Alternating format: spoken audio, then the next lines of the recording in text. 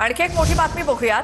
Gas तुटवड्यावरनं संसद परिसरामध्ये विरोधकांचं आंदोलन सुरू आहे।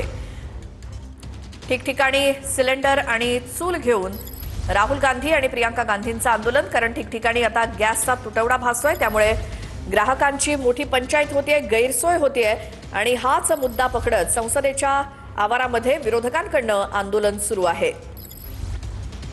सिलेंडर आणि चूल घेऊन विरोधक आंदोलन करतायत संसद परिसरात।